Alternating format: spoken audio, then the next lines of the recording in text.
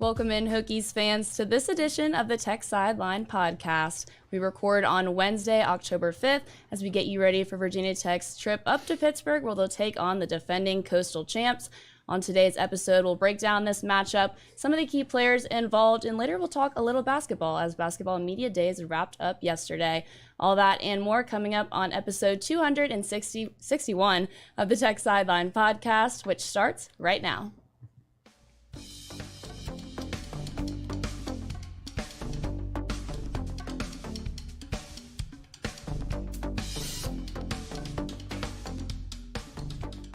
We welcome you in whether you are listening or watching on YouTube. If you are on YouTube, make sure to like and subscribe while you're there, and also turn on the notification bell so you don't miss any future podcasts.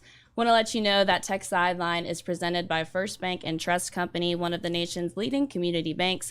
First Bank and Trust is a nationally ranked community-focused bank with over 30 locations throughout Virginia and Northeast Tennessee, with additional presence in North Carolina. They offer free checking with industry-leading mobile banking, financing solutions for personal, agriculture, business, commercial, and mortgage needs, and more. Visit www.firstbank.com to learn more. Let's introduce the crew for today. On set, we have Will Stewart, founder and general manager of Tech Sideline across the way. To my right is lead analyst and columnist Chris Coleman. In the fourth chair is Jake Lyman, who, if you didn't know, hosted a podcast earlier this morning with Kenny Brooks, which just hit the feed. So make sure you go check out that one in addition to this one.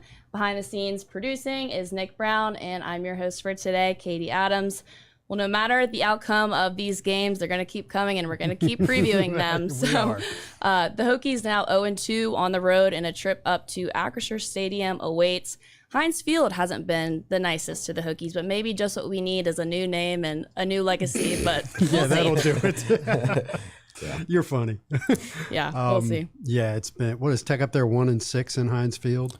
Something like that. Yeah. And Tech had a better record in Old Pitt Stadium. I think they were 3-1, but still, with the exception of one game, even those games were tight, and those were some of Tech's better teams. Although it's Brent Pry's first trip up to Pittsburgh as a head coach, he has a little bit of familiarity with the area and, of course, coaching against Pat Narduzzi, both of them defensive guys. I found this stat while at Penn State. Pry's defense allowed under 15 points 3 times at Pitt. So if our defense did that in game one with our track record of only scoring 10 points the last 2 games, you'd say that we have a pretty good chance. But I think that's probably something we can look forward to in years to come of the Pry area, maybe not year one. A 13-10 loss would be an improvement. Yeah, I'd be okay with that. Yeah. There'd be stuff to talk about. There'd be, right, exactly. I think I ran the numbers, and I think that the average score, and this includes the game that Tech won in 2016, the average score at Heinz Field has been 37-20 in favor of Pitt. So holding them to under 20 points, that'd be pretty awesome. The last 3 games up there, Pitt has averaged 46 points. Hard to imagine. Virginia Tech used to not give up like 46 points in like 3 games. Right. Bud would have 2 or 3 shutouts. Unless you're playing Pitt. Like I said earlier, Hokies have not been great on the road, but Pitt hasn't necessarily been great at home. Both of their 2 losses coming at, I was about to say Heinz Field, Acrisure Stadium last week, notably losing to Georgia Tech when they were double-digit favorites. So I'm sure that those practices have been not pleasant this past week under Narduzzi. I'd say that that's probably one of the more embarrassing losses of his tenure, and probably not a great time for Virginia Tech to be making the trip up there. I think how they lost the game would make him mad. I mean, they're battling some injuries right now, but even with that, they had 2 fumbles, one of which was extremely critical and really helped Georgia Tech to win that game. And they struggled to stop the run. They struggled to stop the run against, West Virginia and now Georgia Tech. Right, they did well against Tennessee in those FCS teams. They actually shut down Tennessee's running game, but they couldn't stop. They gave up over 200 yards to a Georgia Tech team who's only averaging 121 a game, is one of the worst running teams in the country. So I think that's probably makes a guy like Narduzzi pretty sick. You lost the game because you couldn't stop the run when you're normally pretty good at stopping the run, and then you had 2 turnovers. They're banged up, of course, but when you're banged up, you expect to be able to fall back on your strength and rely on it to lead you to victory, which is, for them, defense. And it didn't happen that last week against Georgia Tech. And, of course, you got to protect the football, which they also didn't do. So, yeah, I expect it's not that they lost to Georgia Tech. It's like, how they lost to Georgia Tech, particularly probably makes him angry. Yeah, they interesting. I've got a Pittsburgh Gazette article here. I've got some good stuff from, and so to put that Georgia Tech loss in perspective, here's the paragraph. Georgia Tech's victory marked the fourth time a Narduzzi-led Pitt team lost at home as a double-digit favorite. However, Saturday's 22-point spread, according to most sports books, was nearly double the amount of points the Panthers were laying compared to their other 3 upset losses. So there's language going around that was like Narduzzi's worst loss as head coach. So I would agree with that. So they chose to bottom out the week before they play Virginia Tech, and and you're right. Like for instance, the defensive line is supposed to be one of the strengths of the team, and they were not able to pressure Georgia Tech's Jeff Sims in the second half. They weren't able to sack him. They got occasional pressure on him, but didn't sack him. And then when you add in 2 fumbles in the second half, that's the recipe for and their leading running back left with an injury in the second quarter. So it's all these things just came together to lead to a home loss to a 22-point dog with an interim coach. I believe their interim coach was a former player for Georgia Tech. I think it goes to show, like, a lot of teams who fire their coach and then their interim is a former player, they play pretty well. You think about J.C. Price. I guess was his first game, though, the Miami game? It was the Miami game. Okay, but so that one didn't... The Tech played pretty well in that game. Right. To a point, right? Could have won it if they hadn't benched Burmeister and Blackshear had given the ball to Blackshear more than twice. Exactly. Comes up in every podcast. Mm-hmm. Well, let's go ahead and get into this game. Not only is it a new stadium, but it's a completely new offense, and the Hokies are used to seeing, and it starts with a new offensive coordinator in Frank Sinnetti Jr. Interesting move to fire your OC after winning an ACC title. Yeah, he resigned technically, right? So they went into that. They won the ACC, and then they went into played in the Orange Bowl without Kenny Pickett and without their offensive coordinator. Like, so was to it, me, I think it was the Chick-fil-A Bowl. Or was it the right? Chick-fil-A Bowl? Against I don't know. I Michigan can look State. it up while you guys chat. Well, Yeah. Pitt won the ACC, so it should have been the Orange Bowl, right? Oh, Orange Bowl was playoff. That's right. Okay. Normally it would have been the Orange Bowl. It was Right. it was the Peach It was Bowl. the Peach Bowl. Peach So Bowl, okay. anyway, They lost 31-21 to Regardless. Michigan State. regardless, it makes you wonder, like, if a coach is willing to like let his offensive coordinator go before a big bowl game, and then the quarterback opts out of a big bowl game like that. How many bowl games actually are meaningful these days? That's a different topic. That's why we're expanding the playoff. Right, exactly. So that's a different topic, though. But yeah, there's been a lot of changeover. 2 of their top wide receivers are grad transfers. When you consider the fact that their quarterback and 2 of their top 3 receivers are grad transfers, which is pretty similar to Virginia Tech, and the number of injuries they've actually put a pretty competent product on the field offensively. When you consider that, they've had 2 or 3 guys banged up on the offensive line, a running back banged up this past week. The quarterbacks missed a game and a half.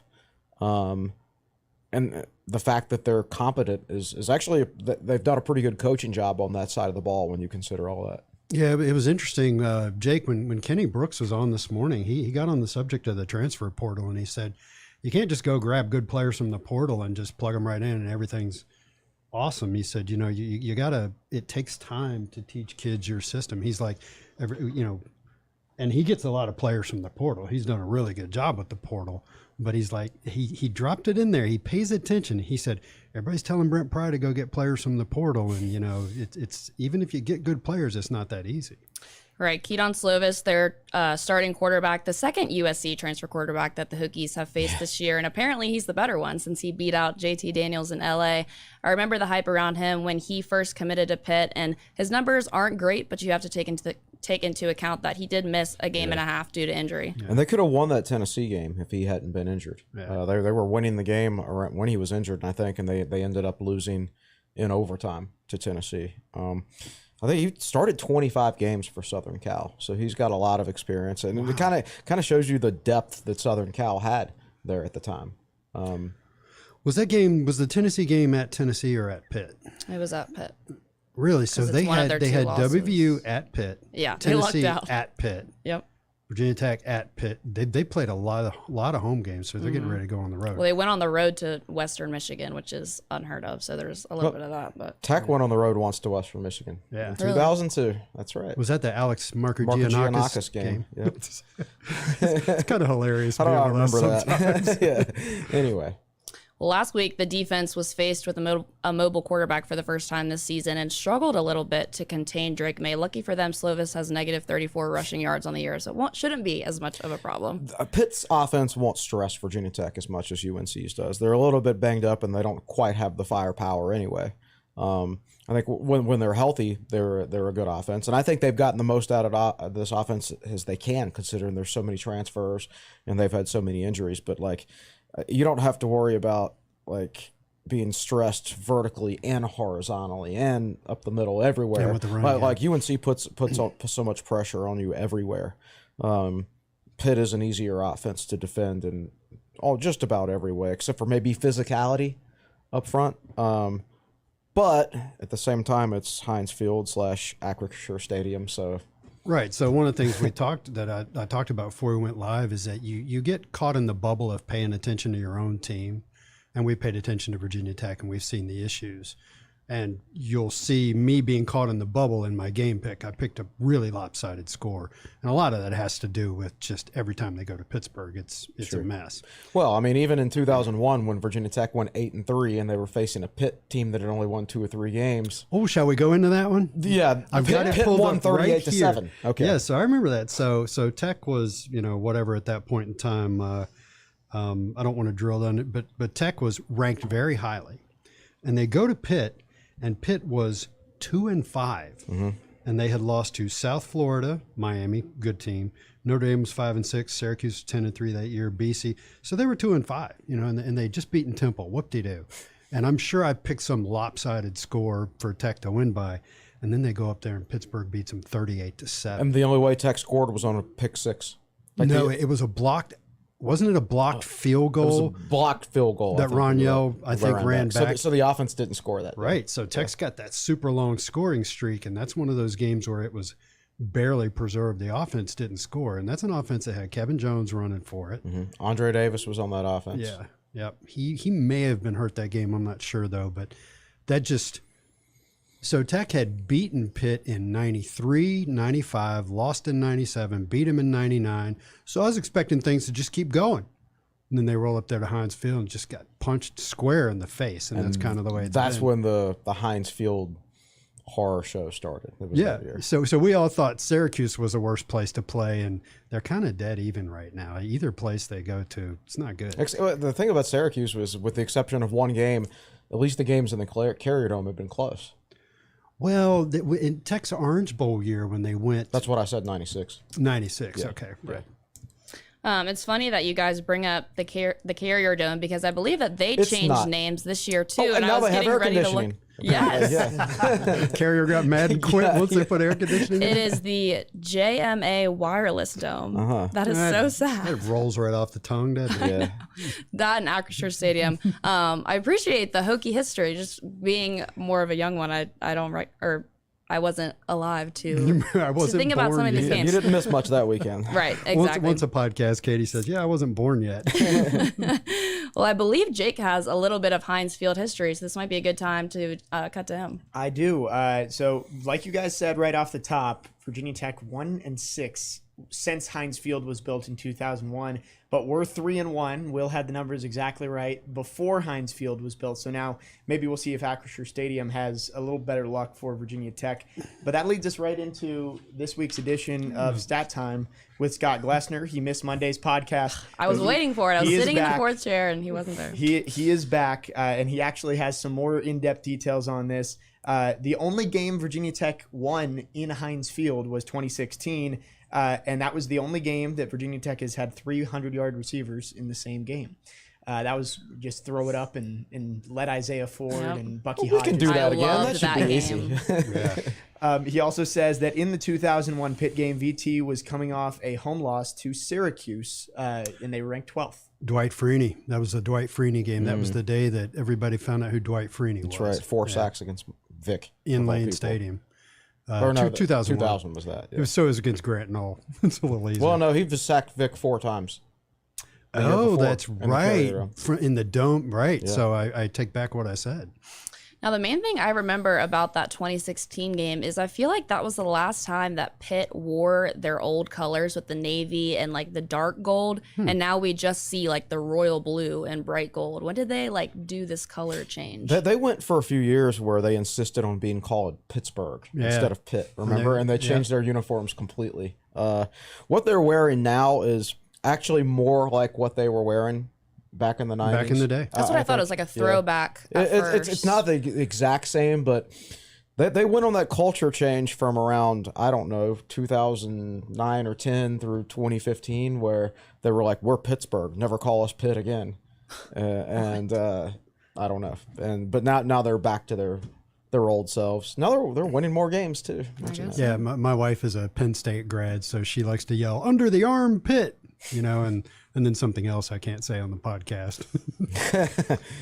So that 2016 game, what I remember about that, clearly we all remember the 3 100-yard receivers, and we remember it was a great game.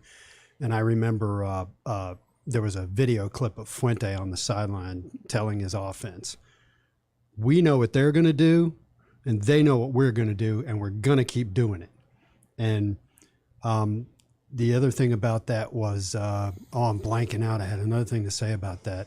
Oh, the traffic that night and the next day on Tech Sideline is some of the highest traffic I've ever seen. And I'm sorry, I can't quote page view numbers. I don't have them in my head. There was just a huge spike. Tech fans got enormously fired up about that game because it was a very close game, great drama. Tech played really well. And I just remember the site blowing up the next day. Is that it, Jack? Yep. Perfect. Well, and I will also throw in that the men's basketball team got knocked out of the NCAA tournament in Pittsburgh a few years ago. Yeah. By Alabama. And what was yeah. a favorable matchup. And Tech just had a bad game. And then so Alabama yeah, had some dude not much good happens to Tech in that city. and then Alabama went on to lose to Villanova. That's correct. I believe was that the year That's that they right. won the title. Yep.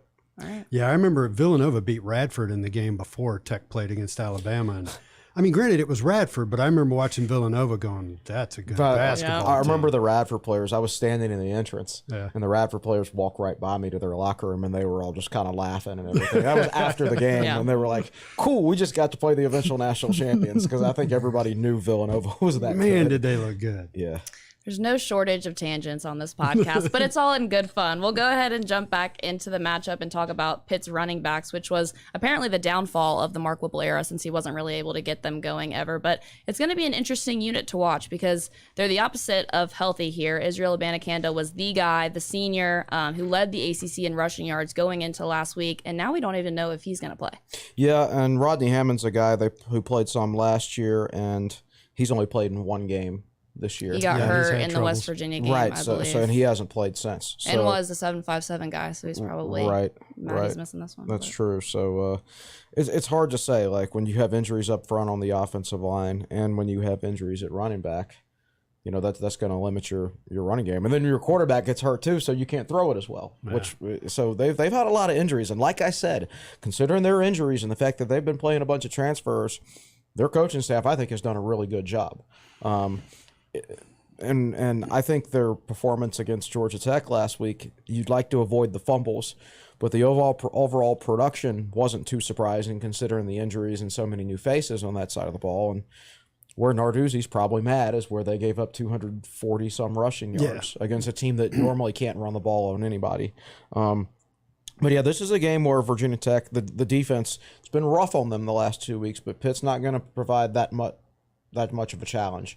And when I say that much, I mean in comparison to the last two teams. Yeah. There's still going to be more of a challenge than, in my opinion, than Boston College and Wofford and Old Dominion. So, but the Tech defense has to realize that they've got a chance to get back on track here. And I know it can be demoralizing what happened over the last 2 weeks. I mean, it was demoralizing to us too, but you've got to know that you can right the ship this week against a Pitt offense that's hurting a little bit and it has a lot of new faces. And you get to go out there and have a good start and build some confidence. So, a couple things as I listen to you talk. Number one, Virginia Tech fans, it also happens to other teams. Other teams do get injuries, and more than one.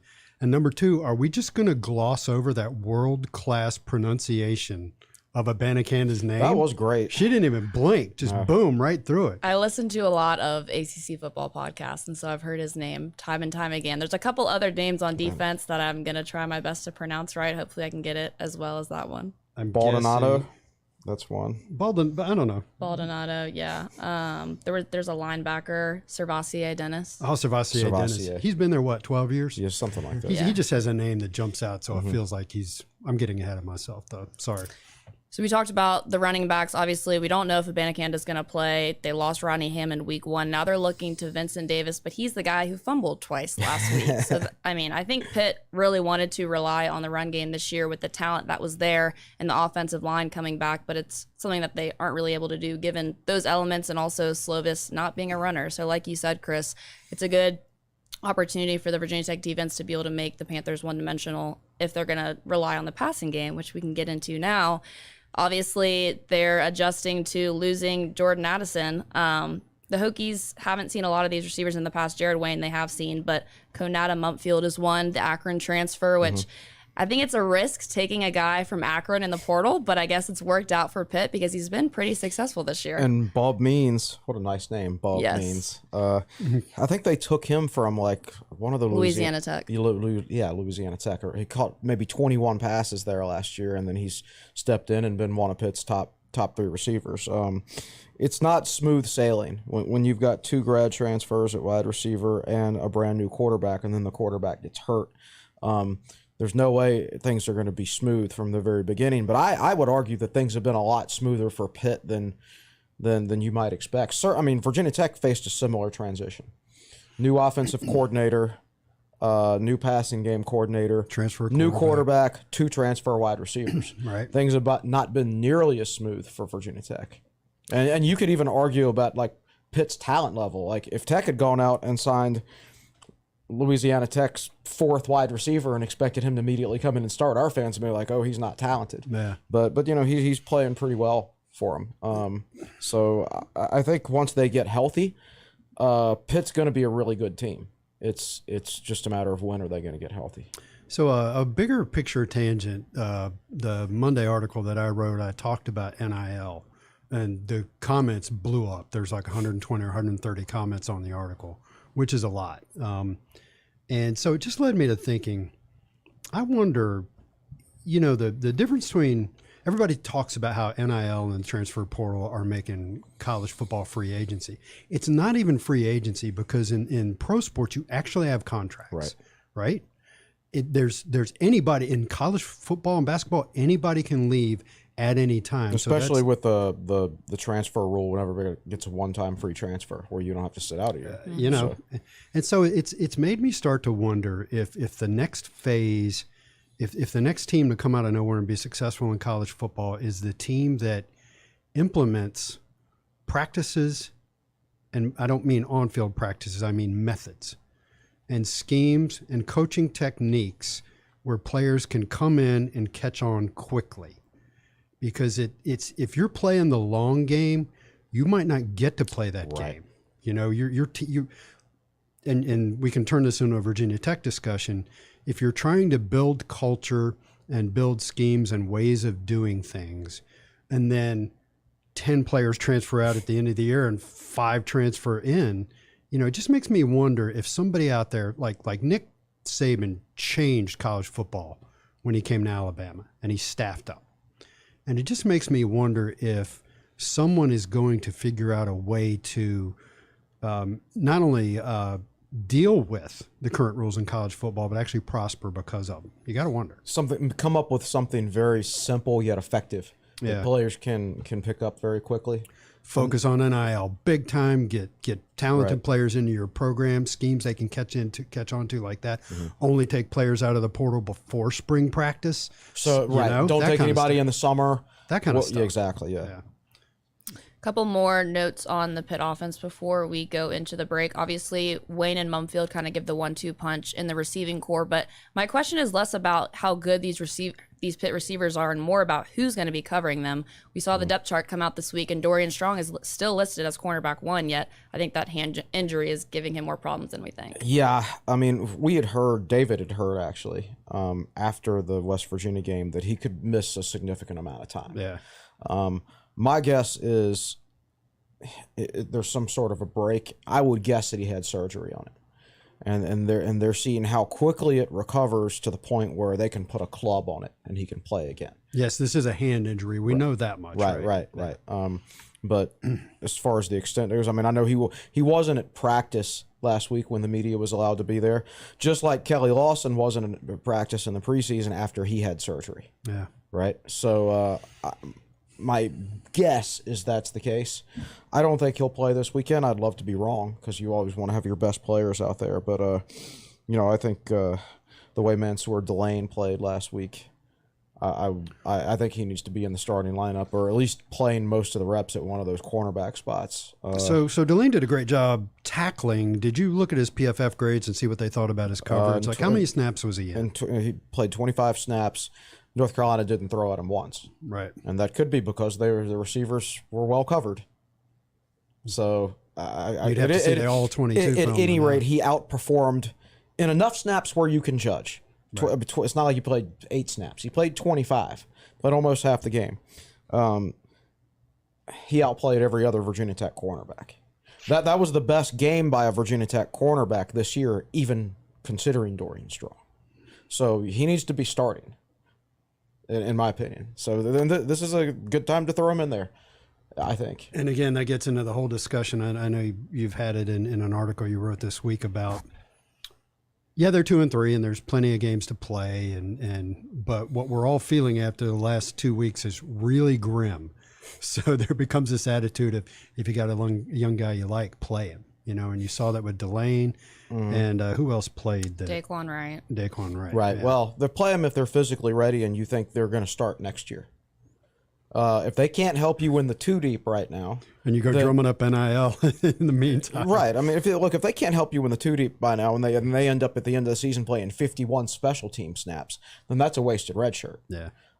So if you're going to play them, play them. And isn't it Harrison St. Germain that's in that situation right now? He's played 4 games, right? All special teams, right? Yeah. So it'll be interesting. So to see. They played him in the first 4.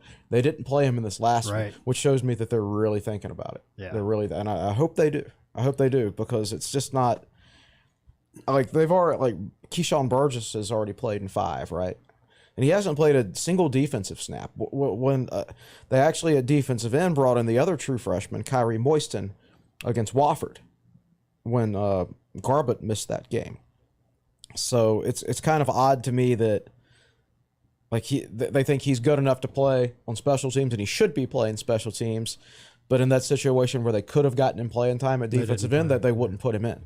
But at any rate, I understand maybe play one of them and redshirt the other, but that's one I would have done differently personally. But on the whole, I think they've handled the red shirts so far very well this year. I think that their idea of player development and everything, and how to use red shirts to properly develop players, I think that it's pretty close to matching with my own. Yeah, Bryce Duke was here during the spring, right? And I believe so. Yeah. I don't want to call basically a high schooler physically ready, but he came in, in pretty good physical size and condition. Yeah. And not only has he played 5 games, he's played them at his position. Right. But Burgos is different. It's been, yeah. I think it's a good assumption that Delane and probably Daquan Wright will see some snaps this weekend. We'll obviously monitor if Harrison St. Germain is out there, as well as a couple others. One more note on the Pitt offense before we go to break. This is probably the best offensive line that our defensive line has seen all year, and the defensive line has been pretty good, but this competition will be something that will test them, I think. It's a very experienced offensive line. Senior, redshirt junior, and even a couple of their backups who get in. We're good enough to start this year. Yeah. And then, they've had some injuries up there, but I do feel like anybody they throw in there is just going to be an extremely experienced football player. You see this every year with Pitt. Will talks about it like doing the roster card every year, and it's always so many seniors. I mean, they got 18 seniors and juniors on the 2 deep just on defense. I heard- 13 of those guys redshirted. I remember Imagine one that. year doing the roster card, they had 22 seniors. 21 of them had redshirted, and the other one was a starting running back who was just killing it. I can't remember his name. Another guy who rushed for like 200 yards against us. Yeah, that was yeah. 2018. And it's just, it's Oh, like because we went up there with a bunch of freshmen. And 2018. they Yep. just hammered That's Tech. the one I'm talking about. Yeah. So like Pat Narduzzi might actually be like my ideal player development redshirt guy. I would love to get him on this podcast and just talk about the benefits of redshirting. He's not my ideal personality, but Right. player development, it's there. Yep. That'll wrap up the first half. But before we go to break, let's check back in with Jake in the fourth chair. Well, the goal this weekend is for Tech to avoid losing 3 straight games, and that has only happened 5 times since Virginia Tech joined the ACC in 2004. Each of the last 4 times, there's only been one team in common of who's been a part of those losing streaks, and it's the Pitt Panthers. Pittsburgh. Of course. Tech has lost 3 or more games in a row in 2021, 2020, 2018, and 2014. Pitt a part of all 4 of those losing streaks. Also lost 3 in a row in 2013. There's only one team that is also a part of 4 of those 5. Can you guess who it is? Miami. Miami, correct. Yeah. Yes, Miami was not part of the losing streak last year. But Tech trying to avoid it would be 3 straight years of having a losing streak of 3 games or longer. And maybe break that streak of having Pitt being a part of those losing streaks as well. Yeah. That would be nice. That would be nice. All right, that'll lead us into our break here on episode 261 of the Tech Sideline podcast, brought to you by First Bank and Trust. First Bank and Trust talked a lot about this new Pittsburgh offense and what to expect from them in the first half, and in the second half, we'll get to their defense and also talk a little basketball. Make sure you stay with us. We'll be right back.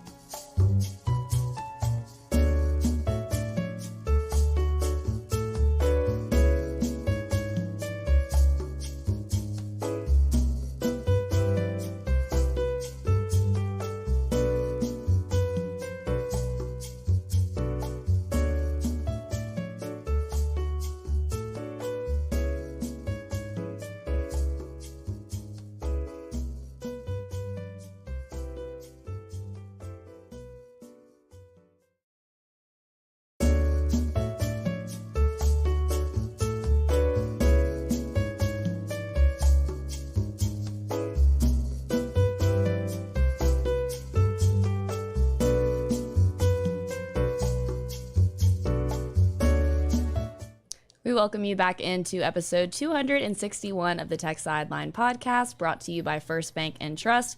As a reminder, if you're watching on YouTube, continue to drop any questions you have for Will and Chris in the comments, and we'll get to those with Jake at the end of the show. All right, we said we were going to switch gears, so let's talk defense. This group had some high expectations going into this year, and for good reason. Pat Narduzzi made a name for himself coaching defense. The biggest thing that sticks out with this group, though, is the drop-off in rushing defense, going from 6th in the country to 51st this year. Yeah, it's really surprising, especially, they've returned some good players like Kalijah Cansey's an All-American defensive tackle, and they've got a first-team All-ACC linebacker and things like that. So they've got plenty of talent, plenty of experienced talent up there, and this is why a lot of people picked them first in the Coastal at the beginning of the season. Even though they lost Kenny Pickett, they returned this entire defense. It was very good, and they brought in Slovis. Right. Yeah. Exactly. So, but they haven't been quite as good against the run, and I'm sure that's probably keeping Narduzzi up at night since he's a defensive guy. The thing is, when they have played well, like the Tennessee game, they played great against Tennessee. They totally shut down Tennessee's running game, which is hard to do when you got a mobile quarterback like Hendon Hooker back there. So did Hendon Hooker light him up? I wouldn't say he lit him up. Well, he lit him up through the air, right? We need a Hendon Hooker button on the podcast. Oh, we do. No, at least for the rest of the year.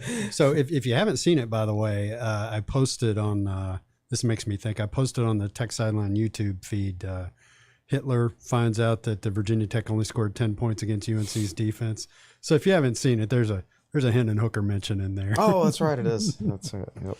You mentioned it, Chris. Some of the big names that stick out defensively, first of all, is Kalijah Cansey. He's arguably their best player on defense. He's going to make a lot of money one day in the NFL. He's very much like Aaron Donald, the former Pitt defensive tackle, 6 foot, 280 pounds. Like one thing you notice about Narduzzi's defense is most of their defensive tackles are undersized. And some people say Virginia Tech's defensive tackles aren't big enough. Well, Tech's are as big or bigger than Pitt's. It's just Narduzzi does a really good job of identifying guys that are great fits for what he wants to do. And Cansey's the latest one. 280 pounds, 6 foot. I mean, Norrell Pollard is 6 foot, 285. So if people say Norrell Pollard's undersized, he's actually bigger than Pitt's All-American defensive tackle. Yeah. Last year, Pitt was 2nd in the country in sacks. Now they're 13th. They call themselves Blitzburg. Does that worry you a little bit for Grant Wells' sake this weekend? It does. All worries me, Katie. Yes. No, generally speaking, Tech's pass protection has been pretty good this year. It wasn't great against West Virginia, but on the whole, it's been okay. But this is a whole different challenge. I don't think Tech has played a team that's necessarily as good as blitzing as Pittsburgh is. They just kind of. We talked about how offenses, like the UNC offense, can stress you all over the field. Well, that's kind of what the Pitt defense can stress you all over the field. I mean, they're so really physical on the inside, but they also have good athletes. They can blitz off the edge. So you're never comfortable when you're playing them. Like they can attack you from anywhere, and they do it with good, experienced players too. So, like this is one like there have been times this year, plenty of times actually, where the Tech offensive line just didn't know where to go, didn't know where to block. Yeah. If they do that in the passing game this week against Pitt, then, I hope the hot tub is ready for Grant Wells when he gets back to town, because that'll be a long day. Yeah. We talked about the experience of their offensive line, and then Cansey being the bell cow of this defensive line. It makes me think, I bet they have some really good battles in practice between the trenches. I think when you have a physical program like Pitt, and I bet they do hit a lot in practice. And I think when you try to create that culture, it does make you a more physical team over time. Like if you have quality players on both sides. I think some of the things that would make, like, and I bet Brandon Flowers would say this, and I bet Jimmy Williams would say this. Some of the things that made those guys better players for Virginia Tech is they were going against Eddie Royal and Josh Morgan and Justin Harper every day in practice, right? And vice versa. Those wide receivers were good because they were going against really all-American type defensive backs every day in practice. So, I think when you practice against that kind of talent, you're going to get better, or you better get better, or you're going to get passed by somebody who is. So I think that is something that definitely benefits Pitt, and they just keep the physicality of their program is impressive. Yeah, I don't want to worship at the altar of Pitt, but if you look at them. one thing that they do really well is they find underrated recruits. Mm-hmm. They develop them. They keep them in the program. And they have become the modern day Virginia Tech. Their average recruiting class, except their recruiting class rankings aren't as high as Virginia Tech's were at our peak. So their average recruiting class ranking is like 45th in the Narduzzi era. So when we were talking earlier about them being picked to win the Coastal, despite all the hubbub that's always around Miami, that it struck me that because they were bringing back most of their defense, and they'd plugged in one or two what were perceived as key transfers, that they get the benefit of the doubt, which they have earned in the last 10 years, and they are the ACC champions. So they are what Virginia Tech used to be. But they don't quite have the peak talent. I know they had they had Pickett last year in Addison, and that was their peak, and they did win the ACC. Where Tech was very deep and very talented. Right, as far as star power in the program goes. Even though a couple years on offense that they didn't necessarily have it, but they generally had it all the time on defense. And even when some of their not so great offensive teams, they still would have a running back like Brandon Orr who could be a dominant player and things like that. So I don't think that they generally speaking, they haven't had Tech star power, but the consistencies and how each program wins, or in Tech's case, won.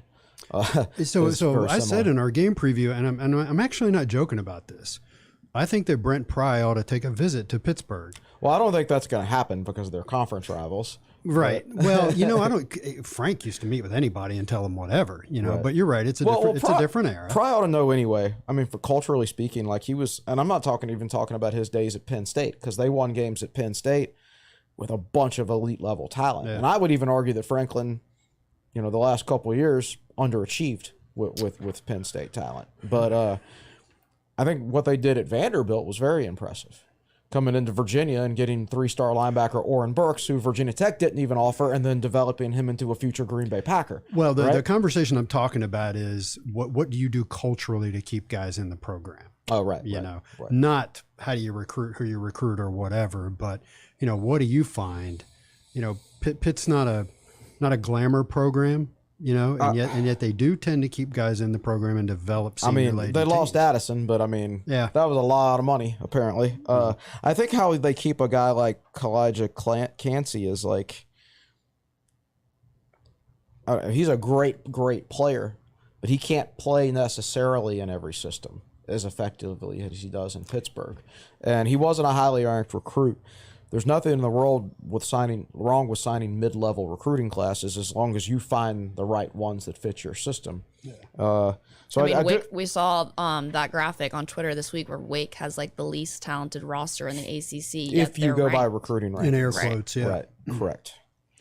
Although linebacker is a weak spot for them, Servassier Dennis, another senior, who is their leading tackler on the team. He's been super productive as a Panther. They brought in Shane Simon from Notre Dame to kind of help lighten the load for Servassier, but it hasn't really paid off for them. Senior, junior at linebacker. Dennis, again, it seems like he's been there forever. Like some of those Boston College linebackers that we've seen in the past seem like play for over a decade against Tech. But yeah, he's awesome against the run. He's also been a good blitzer. I believe he's got 3 sacks this year. So I'm sitting here talking about how their starting lineup is and even their 2 deep is loaded with seniors. But as you guys talk, you are talking about graduate transfers. I think I've heard 4 different names that start for Pitt between offense and defense that have come in from elsewhere. Yeah, but 2 of the transfers on offense are actually sophomores. Okay. Want to get to some closing thoughts in this one. Y'all can tell me if you agree. For Virginia Tech to win this game, you're looking at a couple things. 1, everything has to go right offensively. That's something that David said on Monday. Right. 2, defensively, they need to capitalize on if Abanikanda potentially being out. That would be big. And their offensive linemen, a couple of them being banged up as well. And then 3, win the turnover margin. So if Pitt does have issues fumbling the ball, we need to be able to capitalize on that and score if the offense can't get past the 50-yard line as they couldn't against UNC. So I'll add one more thing to that. Okay. In reading the Post-Gazette article, Chris talks about this all the time. There's a rectangle kind of around the state of Pennsylvania where they just have a hard time complimenting their team, whether it's fans or writers. Well, it's not just their own team. It's where their fans treat other fans like not good. Right. Right. So the quarterback, Slovis, He was out for a while. Then he came back against Rhode Island, and apparently there was some grumbling after the Rhode Island game because he wasn't going downfield. He was checking down a lot when he threw the ball. Yeah, a lot of close passes. They didn't spread the ball a lot. Yeah, and he didn't have a great game in their last outing against Georgia Tech. He threw for 305 yards, but the author of the article said that he was 6 of 16 in the first half, and most of his yardage, I think he said bulk. The bulk of his yardage was accumulated late against prevent defenses. So these are things you read and hear that looking beyond the numbers are encouraging. So, maybe that'll turn into something for Virginia Tech's defense. Maybe not. We'll see. Yeah, Tech's defense won't be as stressed this week. They shouldn't be, at least on paper. Yeah. So, Not always the happiest note to end on, at least for this section of the podcast, but we'll do game picks. Last week we saw David's prediction and was like, oh God, well, I hope it's not that bad. And then he ended up having a really close prediction. What did he picked 41-16, right? Yes, Yeah, for the UNC game. and it it was ended up pretty being darn actually close. worse than that. 41-10, yeah. Yeah. All of you guys are in sync, riding with the opponent again this week. Will, you mentioned earlier, pretty lopsided score from you. Yeah, I picked. I picked. What did I pick? Pitt 42 42-13. And this was after I'd written the paragraph that in the last 3 visits, Pitt has averaged 46 points against Virginia Tech. So, and I think, and I said this while we were on break and the mics weren't on, I said, home field advantage other places is worth, 3 points in the betting line? And we joked that it's worth 17 to 20 points at Pitt. So that's where all that came from. Now, that said, a lot of the times you see 1 or 2 games from your team and you get really down on them and you think, oh, they're going to get smoked again. And they don't. And in this discussion, I can see pathways to victory. Certainly the offense has got to play a lot better. They got to put more points on the board, So I would like to think that 42-13 is just me going a little bit too hard to the hole on it, and we'll find out. Well, once again, I was the positive one of our group this week. I only have them losing by 3 touchdowns. Only 3 touchdowns. Yeah. No, I agree with everything. Chris said 34-13. I agree with everything Will said. I think the defense will play better this week. I don't necessarily think those 34 points or whatever that I'm picking would be all their fault. Of course, they're under a tremendous amount of stress these days because they know they have to almost be perfect for Virginia Tech to have an opportunity to win. My biggest thing in this whole game is, yes, it's at Pittsburgh, but whether the game was in Blacksburg or on a neutral field, that Pitt defense, they're going to come out with loaded for bear this week, I think, after what happened to them last week. And their defense is not a good matchup for the Virginia Tech offense. Right. And we've seen what happened to Virginia Tech the last week when they faced a defense that actually was a pretty decent matchup for the Tech offense. They still couldn't score. So I greatly worry about their ability to, 10 points in 2 straight games. At some point, Tech's going to screw around and lose the shutout streak if they don't which dates improve back to soon. 1995. Right, and if they were going to lose it, you would think it would be in their 2-decade house of horrors, Pittsburgh. Right. And so the other thing that is starting to color these picks is Grant Wells had, 4 interceptions against ODU? Mm-hmm. He had a pick 6 against WVU. He had an interception deep in Tech territory against North Carolina. Mm-hmm. Never mind the ODU game. In the last 2 games, he's spotted the other team 7 points, basically. So that's a thing that I don't want it to sound this way. I mean, there are interceptions and then there are interceptions. Right. And that's the kind of thing that's got to stop if you want to win. The margin of error isn't that large for this team. There's no margin for error, right, to be quite honest about it. So,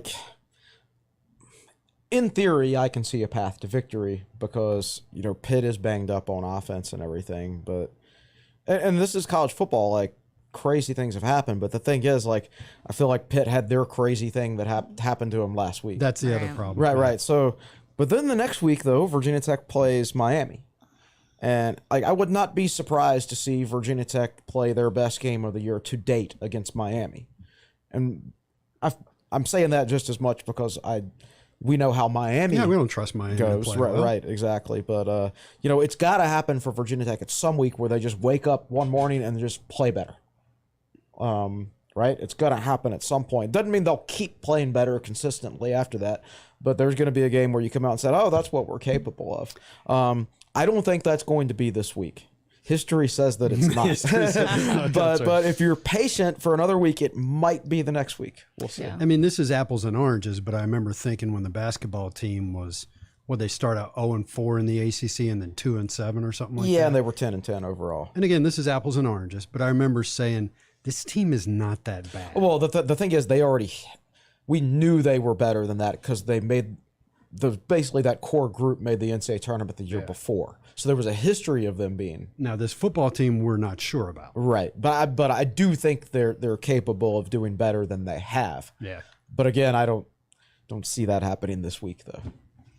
David's got Pitt 37-7. Fans are picking Pitt to win by 11+ right now, but that article was posted this morning, so go vote in the poll if you haven't. 85% picking. Somebody Pitt joked to on the win board that there's not enough options now. There need to be like Pitt by 30. 20 plus, Pitt by 30 plus. Oh gosh, what times we live in. Well, on a lighter note, we're going to talk a little bit of basketball, but before that, I want to throw it back over to Jake.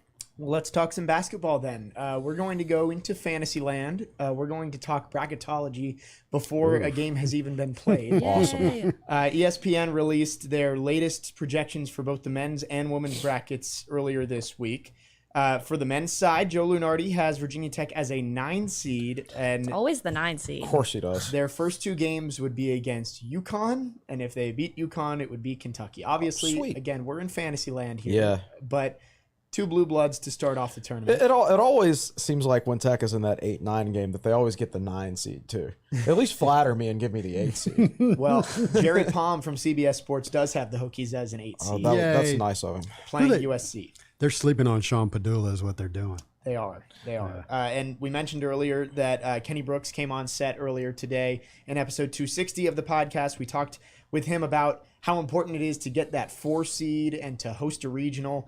Well, Charlie Cream released his predictions yesterday and has the Hokies as a 4 seed hosting a region, playing Toledo, and then the other side would be Baylor and Middle Tennessee State. They certainly Not have. Baylor. Oh wow! Again, Yeah. that was Oh, awful. gosh. So, but they definitely have that capability. Like, it'll depend on how quickly the 2 transfers gel. Right. And learn the system and everything like that. But, if they gel relatively quickly and they pick up enough quality non-conference wins, I'm confident they'll do well in the league. I'm sure everybody will have gelled at that point. But, I think they've got a chance to be really, really good. I know it was disappointing to see them in with a loss last year in the NCAA tournament, but No, we're talking the women's team. Yep. Yeah. But I think they've got a chance to be really good. Yeah, Jake asked Kenny. He said, when you were there with your team and on selection Sunday, and your name came up as a 5 seed, and I don't remember Jake's exact wording, but it's like must have been a special moment. And Kenny's face kind of said, we really wanted that 4, And then he went on to say, not only did we not get the 4, but we wound up matched up with a 12 that really wasn't a 12. Yeah. And he had an interesting talk about what a terrible matchup Florida Gulf Coast was for Virginia Tech, and that's the way it unfolded. Gives me nightmares to think about it. I I remember remember where I was watching that game. So and then frustrated. Oh, Texas yeah. game. We remember we watched We watched the women's game. We watched some of it at Sharky's At and then went to Sharky's. Champs and finished watching it there, and then watched the men's game right after it. It's a great 4 hours of basketball. Let me tell you. Well, hoping for better this year. Yesterday was media day, so there was a handful of interviews, which we'll get to. But first, I want to ask you about these new uniforms. Monday night, Hokies men's basketball Twitter account teased them a little bit. Then they released pictures of them. And then yesterday, we saw what the players looked like in these uniforms. So what were your initial thoughts? One of those things- I'll have to see them in person. I Yeah, think. so I've never been like a huge fan of just like a straight up VT on the jersey. I like the VTs like in football, of course, on the side of the helmet, but they don't wear helmets in basketball. I always just like a straight up Virginia Tech or a Hokies on the front of the uniform. Other than that, I think they look fine. But again, once I see them in action with like the players actually playing basketball on them, maybe I'll I agree. be on board. And for me, the color is a thing that is near and dear to my heart, because when I first started Hokie Central back in 1996, I researched, what were the hex codes, the RG red, green, blue computer hex codes for Chicago maroon and burnt orange. And on Virginia Tech's official website, the hex code was 660000. And that is a maroon more like what we're used to. And Tech Sideline has been that color ever since then.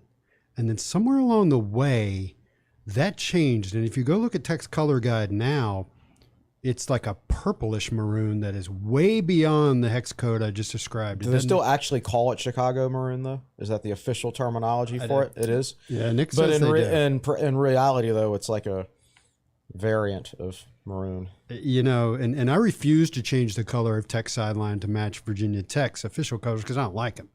And I started noticing that things started looking purple, particularly with the basketball team, you know, several years ago. And so that was a lot of people's first reaction when they saw this on Twitter. It's like, that's purple. But then I saw pictures later that were taken at Media Day, and it looked more maroon. So like Chris said, you just got to see him in action. I like that. Yeah.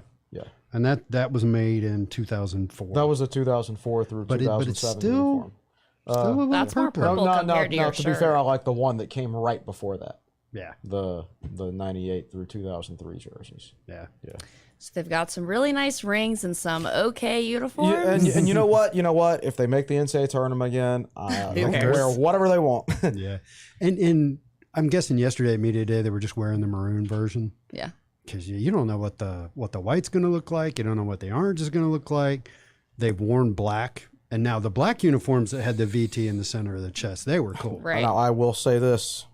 For our football team this year under Brent Pry, we were not screwing around with a different uniform every week. That is true so far. And he said we're going to wear 2 uniforms this year. Yeah, like even Orange Effect and White Effect, they wore their regular colors. Yep, and I like that very much. Have they really? How so? Nick says they've worn 3 variations. Maroon helmet, maroon jersey for West Virginia. Okay. But wow, really? But they haven't worn orange jerseys or orange pants. Oh, thank God. Yeah.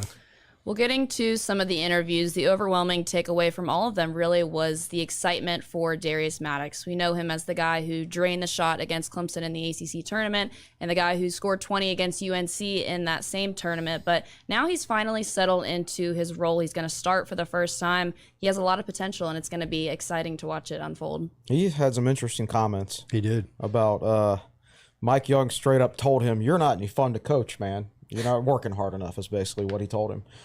And for a lot of guys, they'd run off in the portal after a coach said that to him, right? And Maddox came from Oak Hill, right? Mm-hmm. And Yeah. DC originally. So he started working harder, and imagine that. When he did that, he turned into a good player. He stayed and worked hard.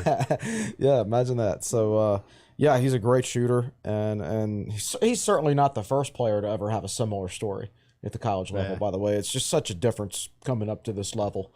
The demands of it, they're just so much greater. But yeah, he's got to have a chance to big time. He's going to have a chance to have a big time year. That we heard at the time they were concerned about losing him. Yes. Halfway through this past season, there was a very real I possibility. think it was he was January gonna be where gone. we were told he's probably got one gone foot at in the the end. portal. Yeah, exactly. And then everything turned around on a dime. Well, and they started playing Maddox and Padula more. Mm-hmm. And I've said it a bunch of times. In my brain, the curse of Darius Maddox is every time he shoots, I expect it to go in. I know. So it's like you're almost disappointed in the guy. Damn it, Darius. Why did you miss that shot? What He's are you doing? eventually going to miss one. You're going to be like, oh, man, come on. Gosh, how you missed 45% of your shots this year? What's wrong with you? Justin Mutz talked about that in his interview. He praised the resiliency of Darius Maddox to stay, just because he mentioned nowadays in college basketball, if something doesn't go your way, you immediately hit the portal. And he was like, I'm part of the problem because I've done that a lot, which is true. I think subconsciously, maybe sometimes players are even looking for that to go. They're like, oh, I better go in the portal. I face some adversity, or they're just looking for adversity that isn't even there, so they have an excuse to go in the portal. It's made it's so much easier for them because like so many people talk about it, so many people expect it. You're not like players never get blamed for going into the portal. Coaches get blamed for losing them, right? Right. So the players are never like, nobody ever says anything bad about them. They just say bad things about the coach. I mean, we're going to lose more football players to the portal this year. I mean, that's just the way it is. And we will lose more basketball players too. And sometimes it'll be somebody you don't want to lose. That's just the way of it. But again, I think that's why it's recruiting to your scheme and your culture is so important. And I think Mike Young's done a good job of that. And to, what that makes me think of is I'm a parent with 3 kids, one of who's graduated from college, another one who's getting ready to this year, and then a third that is in college and is going to get, she's right on the heels of the middle one. And I remember when, as they each went to school, my wife and I had these conversations where if we got the old I'm homesick routine, it's hard to be like two of my 3 kids went to Virginia Tech. It's hard to be homesick when you're, 20-minute drive from home. I can attest. But the middle one went to South Carolina. And my wife and I had these conversations, and I said, if I hear that stuff, if I get a call 1 or 2 weeks into school saying, I'm lonely, I don't like it, blah, blah, blah, my answer was going to be, nope, you give it 1 year. You stay there 1 year, and if you still don't like it after 1 year, then we'll do something different. Right. I was as a parent, I was not going to give my kids the easy out. Okay, honey, come on home. So it reminds me. So Tech had a football player in 2020 who tried to opt out. Right. I'm not going to say who this of the bowl game. No, of the season. The for COVID. season. Okay. Right. So he went and told Fuente without discussing it with his mom, and so Fuente is like, okay, I mean, not much you can do about it. But then his kid told his mom, and then like a couple hours later, his mom calls Fuente and said, "Don't worry, coach. We had a little chat. He's not opting out. Now you call me and let me know if he tries to pull this mess again." Right? So yeah, that's a similar situation though. Yeah. Good stuff. Justin Mutz also said, I think we have a strong opportunity to be better than we were last year. You kind of get chills hearing that, but where do you draw the line with expectations? Because they have a lot of pressure on them given the current state of the football program and coming off the ACC championship game. But you also got to remember that this team is without Aluma, the experience of him and Naheem Aline and Storm Murphy as well. Yeah, and there's obviously Rice may not be available to start the season. He's got an injury. Yeah. So there's that, and that'll reshuffle the backcourt to a certain extent. Like it means Hunter Couture is going to have to go play. That some will point affect guard, the point guard rotation, which means freshman MJ Collins is going to have to play a little more on the wing. Right.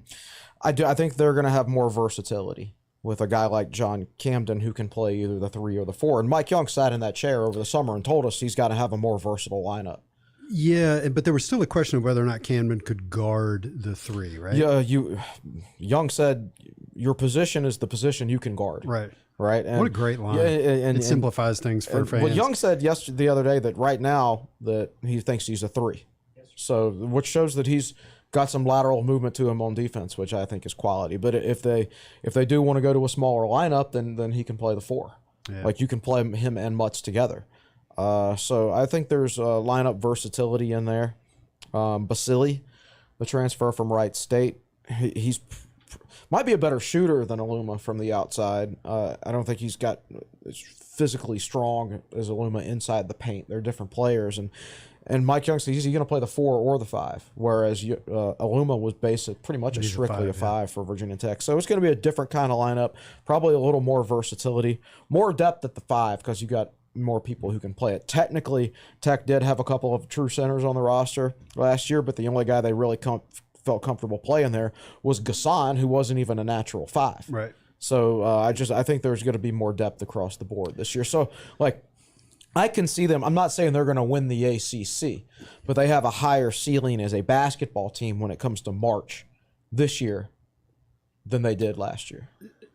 As far as the NCAA tournament, I mean, like whatever matchup they face in the first, if they make the NCAA tournament, let's not put the cart before the horse, right.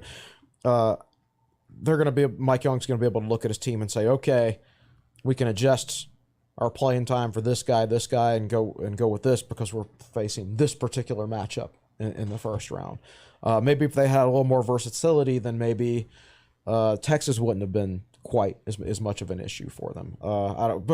If they had another true center, they could have trusted to put in the game. When Aluma got in foul trouble, maybe stop reminding me of that game. Yeah. Okay. I'm sorry. I think that expectations should probably be the number one storyline of the preseason. Mm-hmm. Basketball isn't going to save, everything is what I think people need to realize. Yeah, there's that, and a 9 seed? I don't know about that. I think this. Having said that, here I am going into expectations. I think they're better than that.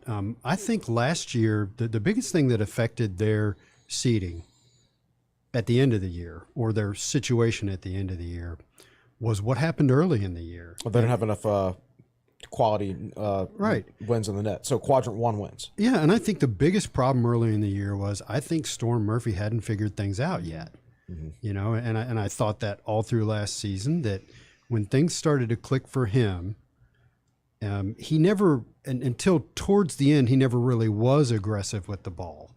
I always thought, going back to the number 3 point guard who would never drive, Marquis Cook? No. Why Wabisa Beatty? Why can I not remember? I always thought Beatty undersold himself and he should have been more aggressive going to the basket. And I felt the same thing about Storm Murphy. So I think that was probably the biggest thing they needed to figure out early in the season. I think it cost them some games because that's one of the things that helped with Padula playing more was he's not shy. He's going to go inside and break you down in a way that Murphy wouldn't. And then Murphy started elevating his play, and that's when that team became what they could be. Right. Hopefully they do not have to go through that kind of adjustment period this year. Well, they won't in the backcourt as far as Padula goes. Like, he knows exactly his role and that's the way I feel, yeah. Same for Darius Maddox. Couture has had to play point guard in the past for Tech, so it shouldn't be as big of an issue for him because there's so much experience there at Virginia Tech. Could be a little bit an issue as Camden, who's only going to be a redshirt freshman, transfer from Memphis, as he figures out whether he's a 3 or a 4, and Basili figures out whether he's a 4 or 5. And it may take Basili time to get comfortable. Right. So whereas last year we saw the adjustment period in the backcourt, the adjustment period this year might be in the front court. Yeah. I'd love for someone to ask John Camden his experience playing for Penny Hardaway and just like his thoughts on that coach in general. I'd like to ask him privately or publicly? Yeah. Well, I want to know, so I guess publicly. I have a class with Darius Maddox, and our professor even asked him. He was like, "You guys, you know how much pressure is on you, right, with the current state of football?" And he's like, "Oh, we know." So we'll see. Yeah. Well, this gets back to what I said the other day about while Tech was busy, the football team was busy getting blown out by North Carolina. I texted David and Chris and I said, we might need to alter our editorial approach. So here we come, basketball. Yeah, and it's going to be different this year for those guys because every time they go out on the road, it's going to be, okay, the ACC champs are coming to our gym. Yeah. So it's Virginia Tech basketball has never been in this situation before. They've always been the underdog. They've always gotten to play with a chip on their shoulder. They got to make sure that chip is still there, even though they just won the ACC. Well, again, that's the greatness of Coach K, is that he built that team up to what it was, and then he changed gears and he knew what it took to keep them there. Keep them hungry, yeah. When every game was everybody else's national championship. It helps when everybody else hates you. Like, everybody hates Duke. Yeah, they don't just root against them; they hate them. Right. Well, so that's not the case with Tech. At least I don't think so. I think they're still playing with a chip on their shoulder to a degree. Justin Mutt said yesterday that they still feel like they're, overly disrespected in the ACC and that they want to be the team. I feel like if most other teams in the league won the ACC title in one year, they wouldn't be getting picked 7th or 8th like you see some of these picks for Tech the very next year. There was also an article recently, I believe Andy Katz wrote it, about the top player developers in college basketball, and he didn't mention Mike Young. I saw an article about the tiers of coaches, and Mike Young was a tier 3 coach. And that has no context. I didn't tell you how many guys were in tier 1 or tier 2, but it wasn't a couple. It was like 5 guys at tier 1 and 10 more at tier 2. Well, if you keep making NCAA tournaments on a consistent basis, that tier list will change. Just like Virginia Tech football used to be tier 2 and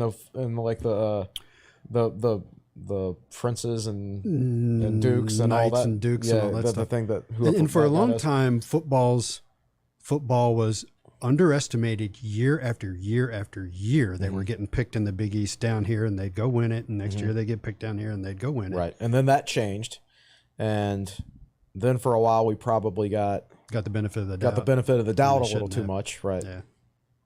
Well, we're 33 days until tip-off for men's and women's basketball, a doubleheader in Castle Coliseum on November 7th. ACC Media Days is next week. Women's on Tuesday. When is men's, David?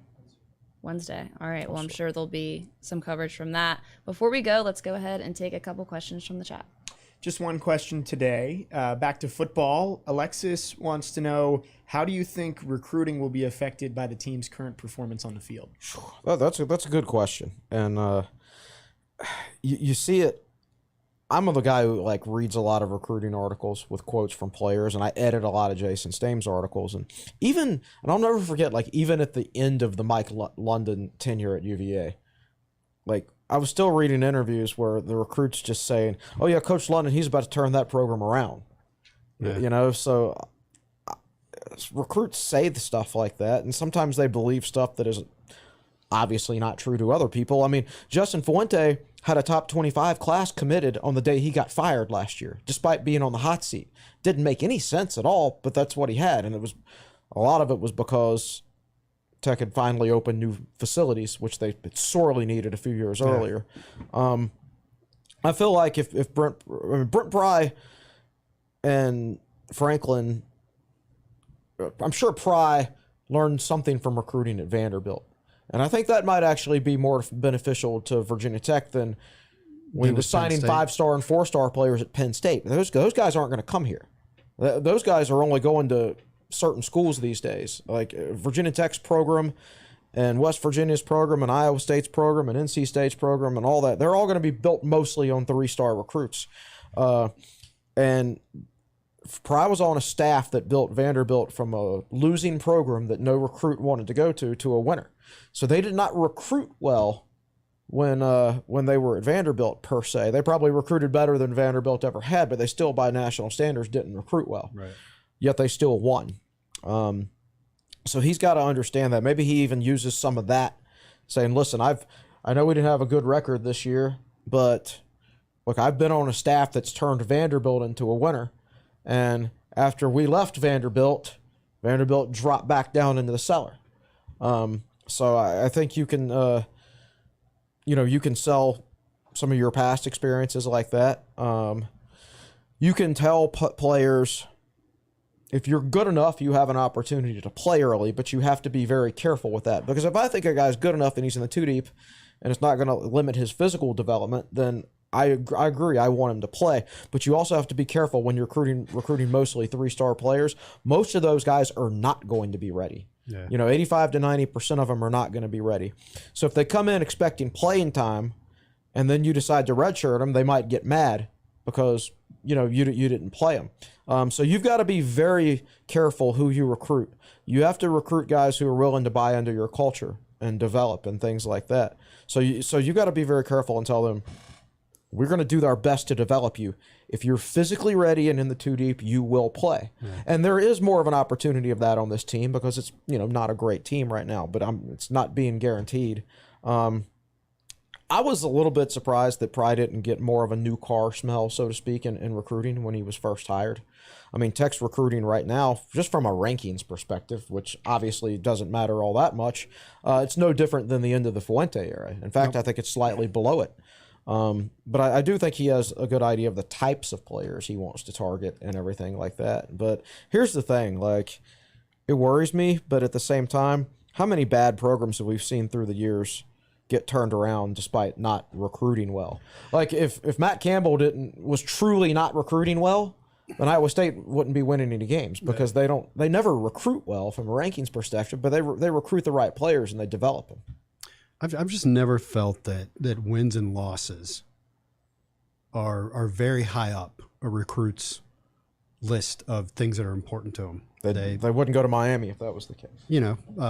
Playing time, whether or not they like the coaches, whether or not they feel at home in the schools, city school, rural school, there's facilities. There's just so much, the depth chart, the schemes, there's so much that goes into that stuff. And it was interesting because when Kenny Brooks was talking, he was talking about the 2 transfers that had come in. And these were players that were getting a lot of playing time, a lot of accolades. But when they went in the portal and he contacted them, they said, oh, I'm doing all right here, but I want to win. I want to win some games. And these are players that have been losing games for, 3 or 4 years. So maybe it's different as you get older. But I just don't think it's that, you know. Well, coming out of high school, they all think they're going to win anyway. Right. They all think they're going to start, and they all think they're going to win. You know, right. and then they actually get there and they figure it out, wow, this is hard. Not to go old school on you, but in December of 1992, Frank Beamer was 2-8-1. And in February of 1993, he signed Cornell Brown, who was either the number one recruit in the state or darn close to it. The record didn't make any difference. And in the 1996 recruiting class, Virginia Tech class was ranked either 7th or 8th in the Big East out of an 8-team Big East. And they signed 2 top 25 guys in the state of Virginia. Right. And then all those players played in the national championship game a few years later. And it's a much, much different era these days. But I feel like if Virginia Tech's player development is right and their coaching staff is right, then Tech will win. Yeah. Like if we're sitting here having this conversation 4 years from now about not winning, it's not going to be because we didn't recruit well enough from the standpoint of rankings. It's going to be because we either didn't identify the right 3 stars to recruit or we didn't develop them or coach them well enough. Yeah. Boy, we went off on that one. Yep. It's okay. Well, thank you for that, Jake. Game previews posted on techsideline.com as of today. Make sure you check that out and go vote in the score poll. Podcast with Kenny Brooks is up. I'm looking forward to listening to that one later today. Another great episode of the Tech Sideline podcast. I want to thank everybody on set today. Will Stewart, founder and general manager of Tech Sideline. He's at Will Stewart TSL on Twitter. Chris Coleman, lead analyst and columnist for Tech Sideline. You can follow him at Chris Coleman TSL on Twitter. Jake Lyman, our Monday show host, enjoyed his contributions today. And Nick Brown producing. Thank you, Nick. The Hokies take the field for Game 6 against Pittsburgh at 3:30 p.m. in Acrisure Stadium on Saturday. It'll be televised by the ACC Network, and we'll be back Monday morning to break it all down. I'm Katie Adams signing off from all of us here at Tech Sideline. Enjoy the game, Hokies fans, and enjoy your weekend.